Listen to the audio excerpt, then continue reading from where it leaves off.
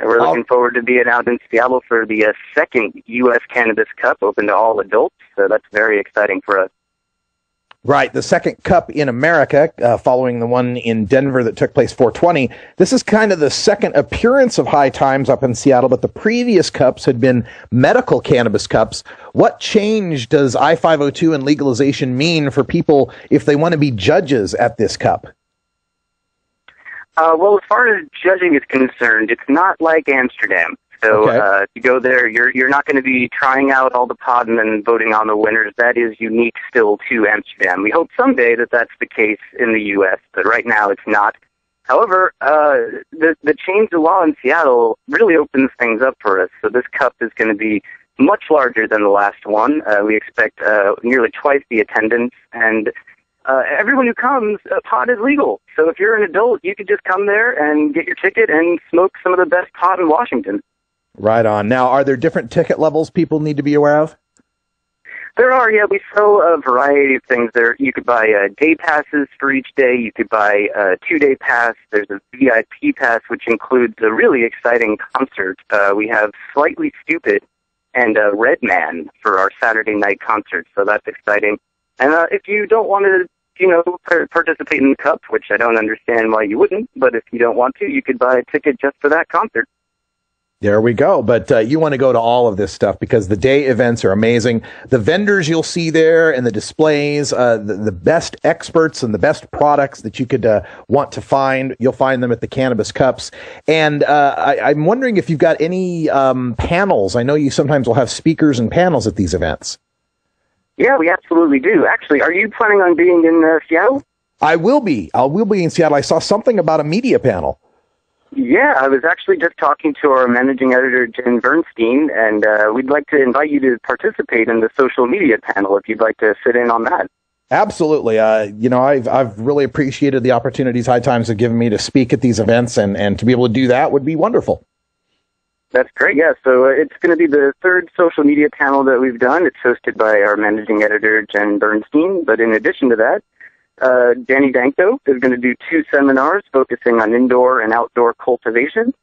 And Elise McDonough is going to do some cannabis edibles seminars, which are going to be really exciting. So I'm looking forward to seeing all of those. All right. And I also understand, we've been playing the preview ad here in rotation on 420 Radio. And you mentioned the Lifetime Achievement Award for a good friend of mine, Rick Steves.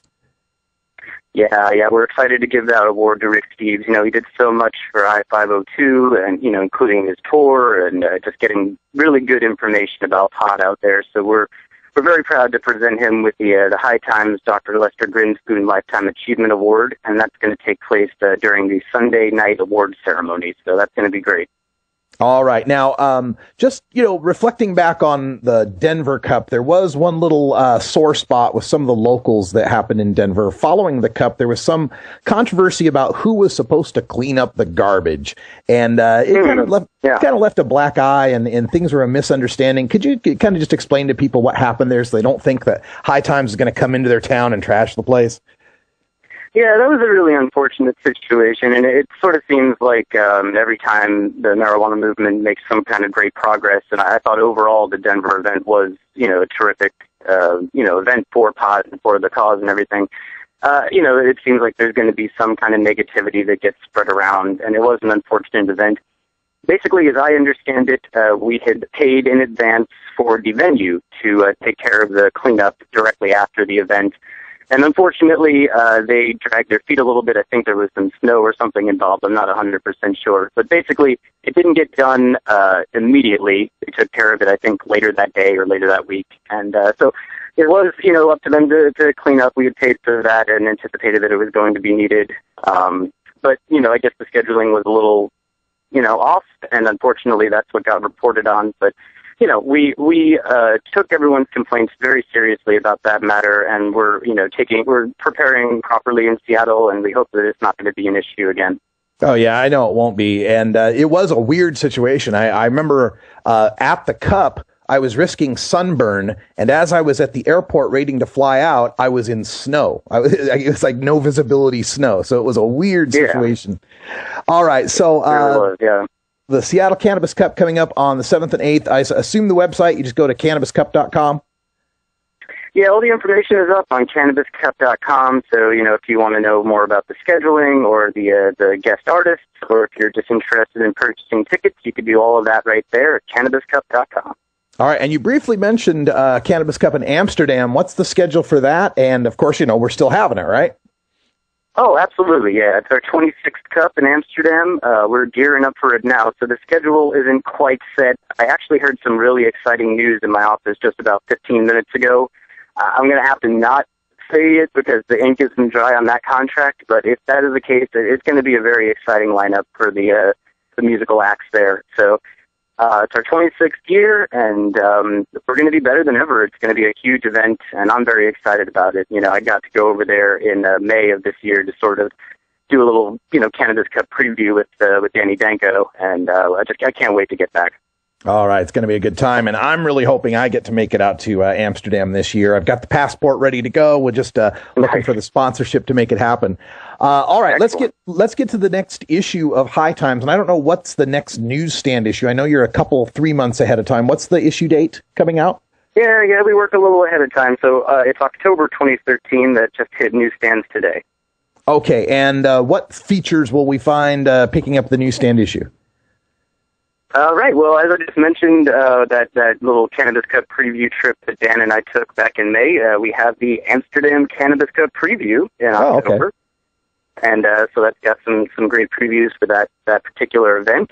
We also have the birth of Bubba Kush, and this is pretty cool. So we've done this a little bit in the past where we kind of take a strain and examine its history, how it came to be in its current state, and so Dan Sky gives Bubba Kush that treatment in the October issue.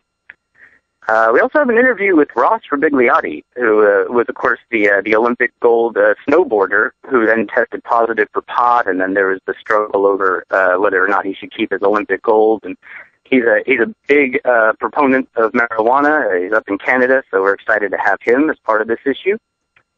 And if you're interested in a little bit of a read, get away from some of the heavier pot stuff, we have We All Live in a Yayo Submarine. And that article, which is one of my favorite titles of all time, that's all about how narco subs are used to smuggle cocaine and sort of inside that world of underwater cocaine smuggling. So that's pretty cool. Yeah, those submarines are being built in the jungle, and it's just amazing what people come up with to get around prohibition, isn't it? Absolutely. All right, so pick up the new edition. I always want to say episode. New edition of High Times magazine out there on the newsstands today. October issue coming up. I've got some articles coming up in some forthcoming issues of High Times, so we'll always be previewing those. And Mike, I suppose we'll see you up in Seattle, man. That sounds great, man. I can't wait. All right. Thanks for the preview. And also, I want to encourage people, check out Free Weed with Danny Danko. It's on Wednesday nights here at 5 p.m. 5 p.m. Pacific here in the, or 4 p.m. Pacific here in 420 Radio. And going on episode... Right, episode 41 drops tomorrow. We're pretty excited. So definitely check that out. Free Weed from Danny Danko.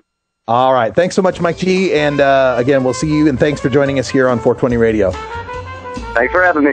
All right, when we come back, time for a radical rant. I'm going to take a look at more of Kevin Sabet's inane, pathetic spinning of the Sanjay Gupta We Eat documentary. Be right back.